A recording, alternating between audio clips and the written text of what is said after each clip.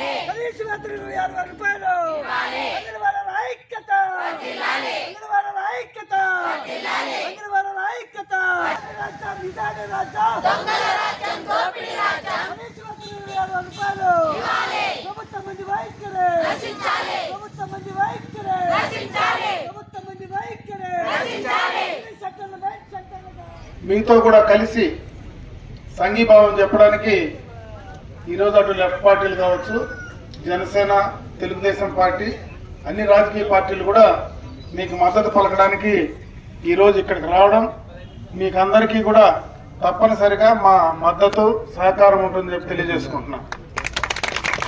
ముఖ్యంగా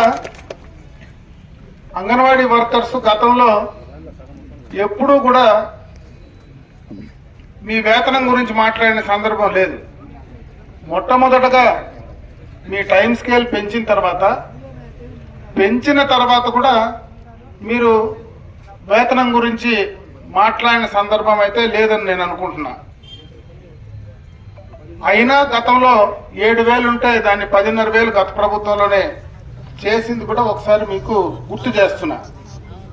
అయితే సమయం పెంచేదానికంటే పని ఒత్తిడి విపరీతంగా పెంచినటువంటి సందర్భం. ఈరోజు గతంలో 7వ తరగతి చదివితే మీకు ఉద్యోగం వచ్చేది, ఈరోజు దాన్ని 10వ తరగతికి తీసుకొచ్చారు. ఈరోజు ప్రభుత్వం నుంచి అన్ని రకాల యాప్స్, అంటే ప్రతి ఒక్కటి అటు పోషణకు సంబంధించి కావచ్చు, ట్రాకర్లు కావచ్చు, బాత్రూములు కావచ్చు, మనకు ఉండేటువంటి క్లీన్లీనెస్ కావచ్చు, అన్ని మిల్క్ కు సంబంధించి పాలు ఇచ్చేదానికి నుంచి ఆ క్లాస్ రూమ్ కావచ్చు, చదివేదానికి కూడా వాట్సాప్, అన్ని రకాలైనటువంటి యాప్లు మీకు ఇచ్చి పూర్తి స్థాయిలో పని భారం పెంచిన తర్వాత మీరు మా పనికి తగినటువంటి వేతనం ఇవ్వాలనేటువంటి డిమాండ్ తో ఈరోజు ముందుకు వచ్చినటువంటి సందర్భం ఒకసారి తెలియజేసుకుంటున్నా.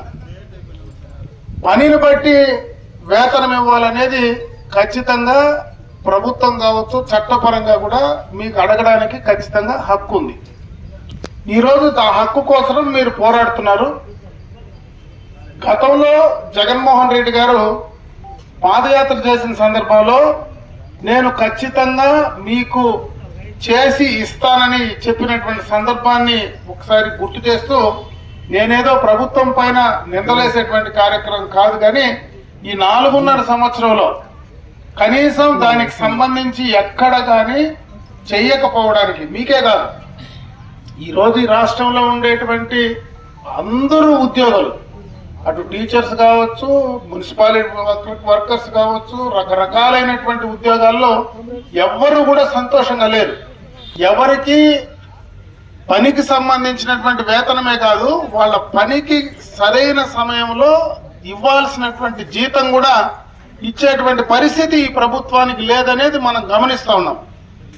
ఈరోజు మీరు ధైర్యంగా మిగతా ఉద్యోగుల కంటే ఈరోజు ఎంతో మంది ఎన్నో రకాలైనటువంటి ఉద్యోగులు ఈరోజు రాష్ట్ర వ్యాప్తంగా ఉండినా చాలా మంది భయపడి రోడ్లపైకి వచ్చేటువంటి సందర్భం లేదు.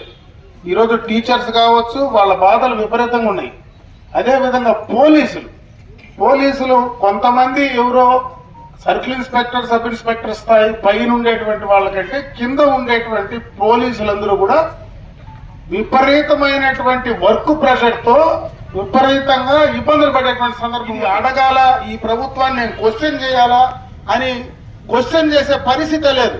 అయితే మహిళలు అయ్యండి, అంగన్వాడీ వర్కర్స్ గా, టీచర్స్ గా ఉండేటి, హెల్పర్స్ గా ఉండేటి మీరందరూ ధైర్యంగా ఇన్ని రోజులు బట్టి మీరు పోరాటం సాగిస్తున్నారంటే ఖచ్చితంగా మిమ్మల్ని అభినందించాలా. మీ ధైర్యాన్ని ఖచ్చితంగా మిగతా వాళ్ళందరూ కూడా స్ఫూర్తిగా తీసుకోవాలా. భయపడితే మనం సాధించేది ఏమీ లేదు.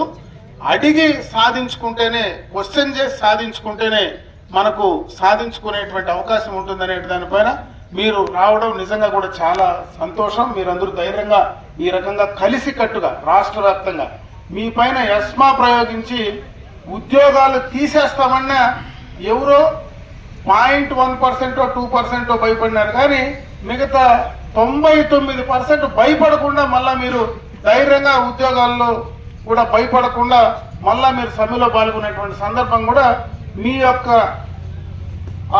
కలిసి కట్టుగా మీ పోరాటానికి, మీ సమైక్యంగా ఉండడానికి అది నిదర్శనంగా కూడా నేను ఈ సందర్భంగా కూడా గుర్తు చేస్తున్నా. సచివాలయంలో ఉండే వాళ్ళు కూడా మీరు చూసింటారు, గతంలో సెక్రటరియట్ లో ఉండే ఉద్యోగులు కూడా గతంలో చాలా సందర్భాల్లో వాళ్ళు పోరాటం చేయాలా, అడగాలనే వాళ్ళు కూడా ఎవరు అడగలేకుండా ధైర్యం చేయలేక ఈరోజు బయటకు రాలేనటువంటి పరిస్థితి ఉంది. ఖచ్చితంగా మీ పోరాటానికి రాజకీయ పార్టీలన్నీ కూడా ఖచ్చితంగా మద్దతు ఇవ్వడం జరుగుతుంది. మీరందరూ కూడా మీ న్యాయమైనటువంటి హక్కులు ఈరోజు జీతాలు పెంచడంలో కావచ్చు, గ్రాట్యుటీకి సంబంధించి కావచ్చు, అన్ని రకాలుగా మీకు ఎవరైనా సడన్ గా ఉద్యోగాల్లో ఉండి చనిపోతే వాళ్లకు ఆ ఫ్యామిలీలో ఉద్యోగం మళ్ళీ కూడా ఇచ్చేటువంటి కార్యక్రమం కావచ్చు, మిగతా పర్మనెంట్ ఎంప్లాయీకి ఏ రకమైనటువంటి అవకాశాలు ఈ ప్రభుత్వంలో ఉన్నాయో ఆ రకంగా కూడా మీరు కావాలని కోరుకున్నప్పుడు 100 కోరుకుంటే 100 ఏ ప్రభుత్వం తీర్చలేకపోయినా న్యాయబద్ధమైనవి, సక్రమమైనవి తీర్చే పరిస్థితి అయితే ఖచ్చితంగా ఏ ప్రభుత్వానికైనా ఉంటుంది. గతంలో చంద్రబాబు నాయుడు ఎవరైనా ధర్నా చేస్తే భయపడేవాడు. ఈరోజు ఈ ప్రభుత్వం ధర్నా చేస్తే మూర్ఖంగా బెదిరిస్తా ఉన్నాడు. ఈరోజు నా దగ్గర డబ్బులుంటే కూడా నేను ఇవ్వనంటే ఎంత మూర్ఖుడు ఈ రాష్ట్రానికి ముఖ్యమంత్రిగా ఉన్నాడో అంతకంటే చెప్పాల్సిన పరిస్థితే లేదు. అంటే అటువంటి మూర్ఖపు ప్రభుత్వాన్ని, మూర్ఖ నాయకత్వాన్ని ఒక అంగన్వాడీకి సంబంధించినటువంటి సమస్యలే కాకుండా రేపు భవిష్యత్ ఆంధ్రప్రదేశ్కు, రేపు రాబోయే భావితరాలకు ఇటువంటి నాయకులు, ఇటువంటి ప్రభుత్వాలు ఉంటే ఖచ్చితంగా కూడా తీరని నష్టం, ద్రోహం మన దేశానికి, రాష్ట్రానికి జరుగుతుందనేది దయచేసి అందరూ కూడా గుర్తించమని చెప్పి, ఇటువంటి వాళ్లను మనం సమైక్యంగా ఉండి మీ హక్కుల కోసం మీరు పోరాటం సాగించేదే కాకుండా అటు చేయకుండా మూర్ఖంగా బెదిరింపు ధోరణికి వస్తే ఖచ్చితంగా రాజకీయంగా పర్మనెంట్ గా సమాధి కట్టడానికి మీరందరూ కూడా సిద్ధంగా ముందుకు రావాలని చెప్పి నేను మిమ్మల్ని అందరినీ కూడా అంగన్వాడీకి సంబంధించినటువంటి ప్రతి ఒక్కరిని కోరుకుంటూ సెలవు తీసుకుంటున్నా. జై హింద్, జై హింద్.